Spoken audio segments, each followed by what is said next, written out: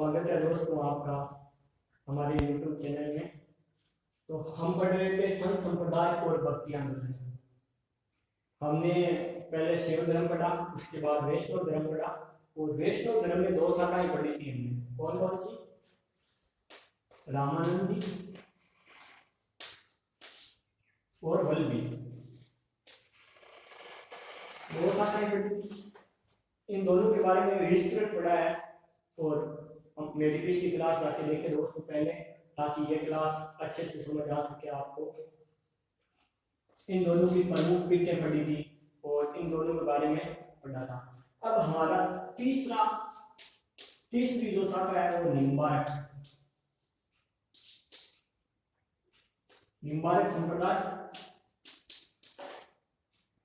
या आज की क्लास में हम पढ़ेंगे दोस्तों। इस संप्रदाय के प्रवर्तक, निम्बारक संप्रदाय के जो प्रवर्तक हैं वो कौन थे? निम्बारकाचार्य जी ने। जैसा कि इन दोनों में सबने एक एक पुस्तक लिखी और धर्म का नया भाष्य दिया था, मतलब एक दर्शन दिया था, उसी प्रकार निम्बारकाचार्य जी ने एक पुस्तक लिखी थी और उस पुस्तक का नाम था वेदांत पारिजात भाष्य। क्या नाम था दोस्तों? वेदांत पारिजात भाष्य। और इस पुस्तक में धर्म का जो नया दर्शन दिया था, उस दर्शन का नाम था द्वैताद्वैत, या इसको दोस्तों वेदावेद भी कहते हैं। वेदावेद। तो निम्बारक संप्रदाय के प्रणेता या प्रवर्तक निम्बारकाचार्य, और इन्होंने जो पुस्तक लिखी थी वेदांत पारिजात भाष्य, उसमें कौन सा धर्म का नया दर्शन दिया था? द्वैताद्वैत या भेदोभेद का। इस संप्रदाय की जो प्रमुख पीठ है दोस्तों, जो निम्बारक संप्रदाय की प्रमुख पीठ है, वो सलेमाबाद है। कहां पड़ती है दोस्तों? सलेमाबाद, अजमेर में। यह अजमेर में सलेमाबाद नामक स्थान है, वहां पड़ती है। और इसका वर्तमान में नाम चेंज करके इस संप्रदाय के नाम पे रख दिया गया है। क्या? निम्बारक। इस गांव का नाम ही चेंज कर दिया गया दोस्तों, इस संप्रदाय के आधार पर निम्बारक नाम कर दिया गया है। सलेमाबाद, अजमेर, ये रूपनगढ़ नदी है ना, रूपनगढ़ नदी, राजस्थान की नदियों में और पढ़ लिया। रूपनगढ़ नदी ये अजमेर से निकलती है दोस्तों, अजमेर में, और पहाड़ियों से होते हुए सांबर झील पहुंचती है और सांबर झील में गिरती है। तो निम्बारक संप्रदाय की प्रमुख पीठ अजमेर सलेमाबाद है, और निम्बारक अब इसका नाम हो गया है रूपनगढ़ नदी के किनारे, जो अजमेर से निकलकर सांबर में गिरती है, पर स्थित है दोस्तों। यहाँ जो सलेमाबाद है, यहाँ एक प्रमुख मेला लगता है निम्बारक संप्रदाय का, और वो मेला लगता है दोस्तों राधाष्टमी। जैसे कृष्ण अष्टमी होती है, भादवे की शुक्ल अष्टमी, वैसे ही कृष्ण अष्टमी, वैसे ही भादवे की शुक्ल अष्टमी को राधाष्टमी कहते हैं, और भादवे की शुक्ल अष्टमी को सलेमाबाद अजमेर में निम्बारक संप्रदाय का प्रमुख मेला लगता है।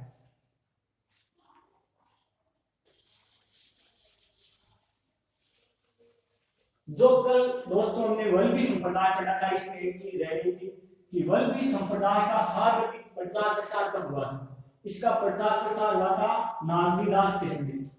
जो किशनगढ़ के शासक थे नागरीदास, उनका नाम था शांतम सिंह, वही बड़ी ठनी वाले, उनके समय वल्लभी संप्रदाय का सार्वत्रिक प्रचार प्रसार हुआ था। और निम्बारक संप्रदाय में राधा और कृष्ण जी कि जो प्रेम पूर्वक जोड़ी है उसका पूजन किया जाता है। तो दोस्तों आज अभी हमने पढ़ा निम्बार्क संप्रदाय, इसके प्रणेता या प्रवर्तक कौन थे? निम्बार्काचार्य जी, और उन्होंने धर्म का नया दर्शन दिया था वेदांत पारिजात भाष्य। और उसमें उस पुस्तक में जो धर्म का दर्शन आया उसका नाम था द्वैताद्वैत, या क्या नाम था? वेदोवेद। इसका प्रमुख इसकी पीठ है वो कौन सी है दोस्तों? रूपनगढ़ नदी पर सलेमाबाद अजमेर। और रूपनगढ़ नदी मैंने बताया आपको कहां से कहां गिरती है दोस्तों? ये अजमेर से निकलकर, अजमेर के पहाड़ों से निकलकर सांबर झील में गिरती है। अब एक निम्बार्क संप्रदाय के जो संस्थापक थे, ये संप्रदाय जो सलेमाबाद अजमेर के प्रमुख पीठ किसने बचाई थी? उनका नाम था आचार्य परशुराम जी। आचार्य परशुराम जी। तो निम्बार्क संप्रदाय में दोस्तों इतनी बातें आपको याद रखनी है। इसके बाद हम इसके आगे का जो अगला संप्रदाय है वो लेते हैं। कौन सा था दोस्तों? गौड़ीय संप्रदाय। तो मैं लिख देता हूं,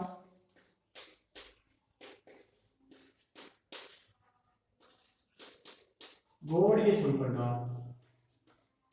और इसके जो प्रवर्तक या प्रणेता थे उनका नाम था माधवाचार्य जी।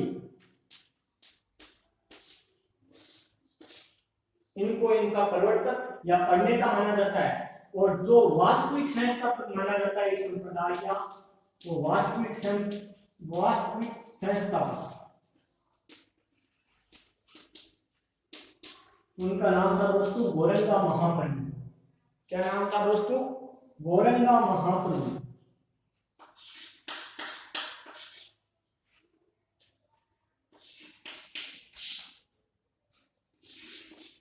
गौरंगा महाप्रभु।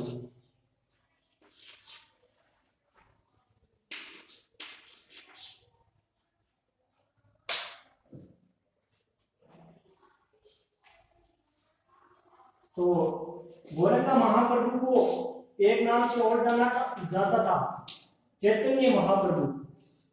चैतन्य महाप्रभु के नाम से भी जाना जाता था।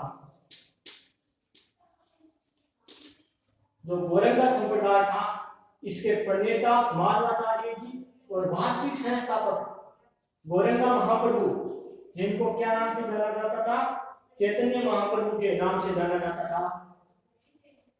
इसकी प्रमुख पीठ ये याद रखनी है दोस्तों, बहुत इंपॉर्टेंट है, पूछ जाती है गौड़ीय संप्रदाय की प्रमुख पीठ कहाँ है? यह है गोविंद देव जी का मंदिर। गोविंद देव जी का मंदिर कहाँ है दोस्तों? गोविंद देव जी का मंदिर जयपुर। तो गोविंद देव जी का मंदिर जयपुर। एक अन्य पीठ भी है इसकी एक पीठ, अन्य जो प्रमुख पीठ है वो गोविंद देव जी जयपुर। और अन्य पीठ दोस्तों, अन्य पीठ की याद रखनी है, ये मदन मोहन जी का मंदिर कांकरोली, यह भी इसकी एक अन्य पीठ है। तो इसमें माधवाचार्य जी थे, इन्होंने भी एक धर्म का नया दर्शन दिया था।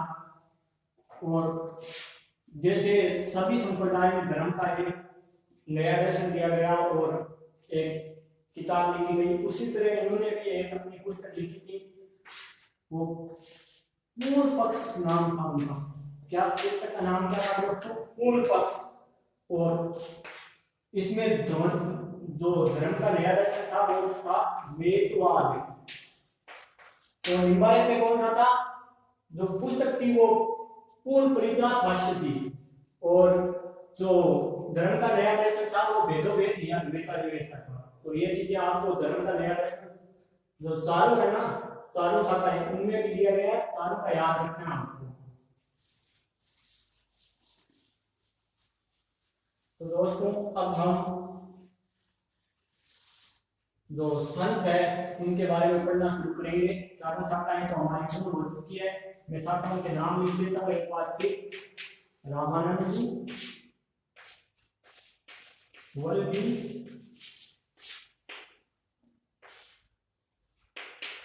निम्बार्क और बोलिए।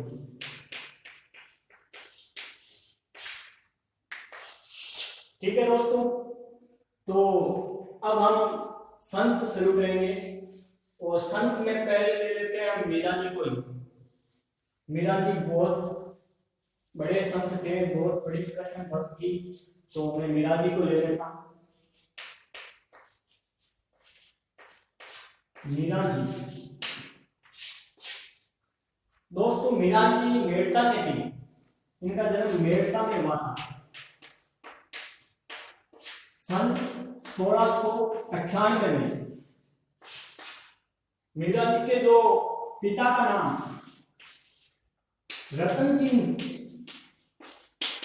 था। अब जो राव जोधा के जो शासक थे मेड़ता के, राव जोधा, उनके चतुर्थ पुत्र थे राव जोधा। जो जोधपुर के शासक राव जोधा, उनके चतुर्थ पुत्र राव जोधा, उनकी पोती थी मीरा जी। और राव जोधा जी ये मेड़ता आ गए थे जोधपुर से वापिस। तो राव जोधा जी बहुत बड़े कृष्ण भक्त थे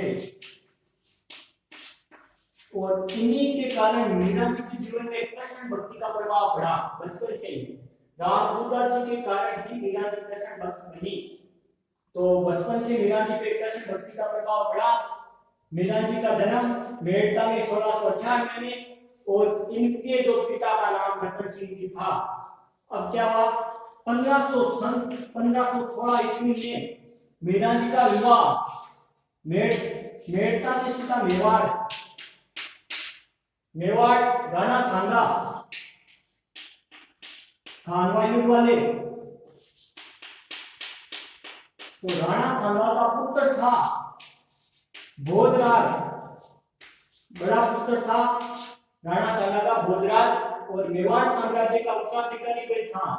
तो क्या हुआ, 1516 में शादी हुई, उसके एक साल बाद सन 1517 में राणा सांगा और दिल्ली का शासक इब्राहिम लोधी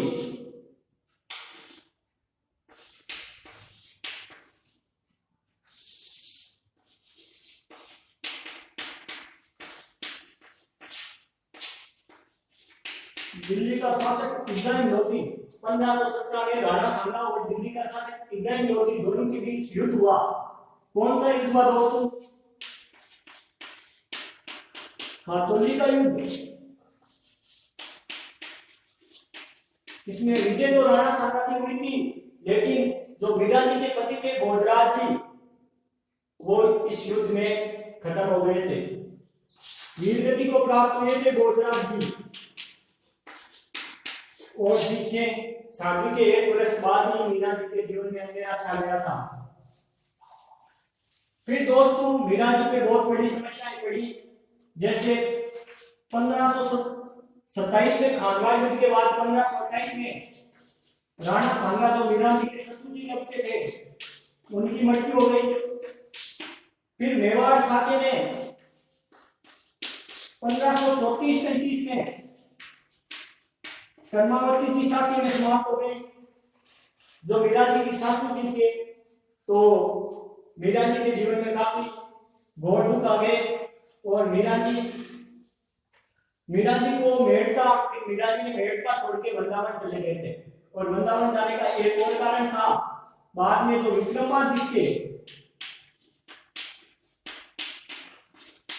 वो मीरा जी को अनेक प्रकार से परेशान करते थे।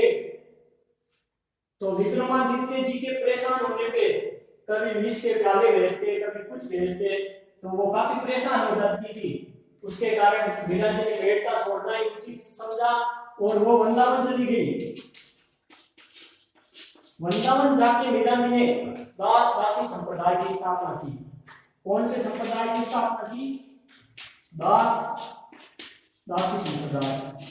हमने मीरा जी के बारे में एक बार जितना पढ़ा वो वापस बता देता हूँ। मीरा जी का जन्म 1698 में मेड़ता में हुआ। रतन सिंह जी की पुत्री और राव जोधा की पोती थी मीरा जी। राव जोधा जी कौन थे? राव जोधा के चतुर्थ पुत्र थे, चौथे पुत्र। फिर मीरा जी का 1516 में विवाह हुआ और वो मेवाड़ के शासक राणा सांगा के पुत्र भोजराज से, और एक साल बाद 1517 में भोजराज जी की मृत्यु हो गई थी। तो खातौली के युद्ध में, खातौली बूंदी में पड़ता है, खातौली के युद्ध में, खातौली का युद्ध हुआ था राणा सांगा और इंदिरा गांधी के मध्य। विजय तो राणा सांगा की हुई थी, लेकिन उनका बड़ा पुत्र भोजराज मेवाड़ का उत्तराधिकारी वो युद्ध में खत्म हो गए थे, वीरगति को प्राप्त हो गए थे।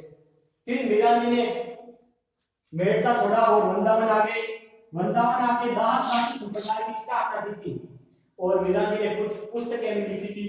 मैं उनके नाम आपको बता देता हूँ दोस्तों, जो मीरा जी की प्रमुख पुस्तकें थी उनके नाम बता देता हूँ। रुक्मणी मंगल, ये मीरा जी की पुस्तक थी।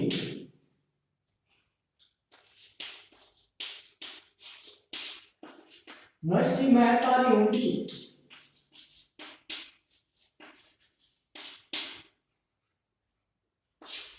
नरसिंह मेहता की हुंडी जो थी वो मीरा जी ने लिखवाई थी। इससे उनके रत्ना खाती नाम की शिष्या थी, उससे मीरा जी ने नरसिंह मेहता की हुंडी नामक पुस्तक लिखवाई थी। एक मीरा जी ने लिखी थी गीत गोविंद पर टीका,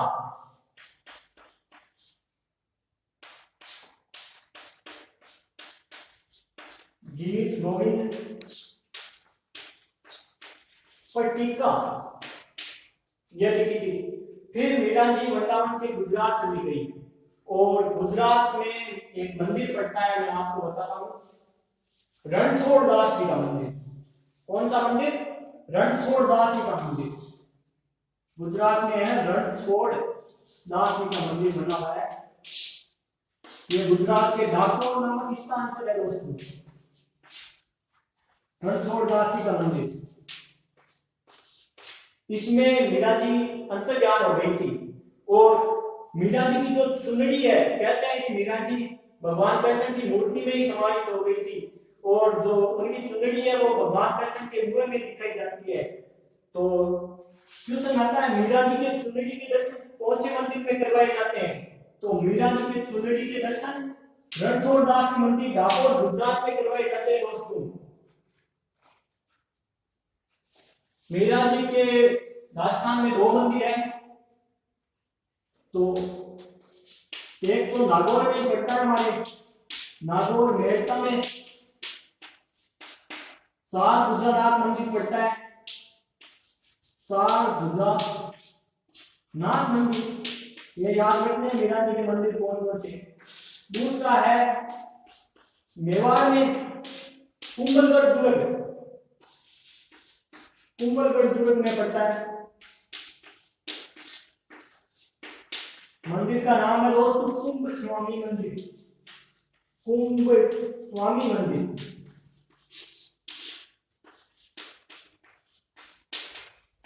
ये 2 मंदिर है। तो आपको मैं मीरा जी के बारे में एक बार पूरी चीज वापस बता देता हूं। मीरा जी ने दास दासी संप्रदाय की स्थापना की और मीरा जी की जो पुस्तक थी वो नरसिंह मेहता की हुंडी, गीत गोविंद पर टीका, ये पुस्तकें थी मीरा जी की। और इसके बाद मीरा जी ने वृंदावन आने के बाद दास दासी संप्रदाय की स्थापना की और उसके बाद मीरा जी चले गए थे गुजरात डाकोर और वहां पर अंतर्ध्यान हो गए थे। गुजरात डाकोर में भगवान कृष्ण के मंदिर में मीरा जी के चुनरी के दर्शन करवाए जाते हैं। और इसके बाद मीरा जी के जो प्रमुख 2 मंदिर थे वो 4 भुजानाथ मंदिर मेड़ता और दूसरा मंदिर मेवाड़ में कुंभ स्वामी मंदिर कुंभलगढ़ में। तो दोस्तों आज की क्लास हम यही समाप्त करते हैं, क्यों ताकि आप भी बोर नहीं हो और मेरी सारी क्लासें देखोगे तो आपको पीछे जो छूटा हुआ टॉपिक है वो भी कवर हो जाएगा। हम इतनी मेहनत करते हैं आपके लिए, तो आपसे ये अनुरोध है कि आप हमारे चैनल को सब्सक्राइब, लाइक और शेयर करें। हम ऐसे ही आपको अच्छे अच्छे टॉपिक आगे से, और हमारी जितनी हो सकेगी उतनी मेहनत से आपको पढ़ाते रहेंगे। तो धन्यवाद दोस्तों, चैनल को लाइक कीजिए, शेयर कीजिए, कमेंट कीजिए, सब्सक्राइब कीजिए।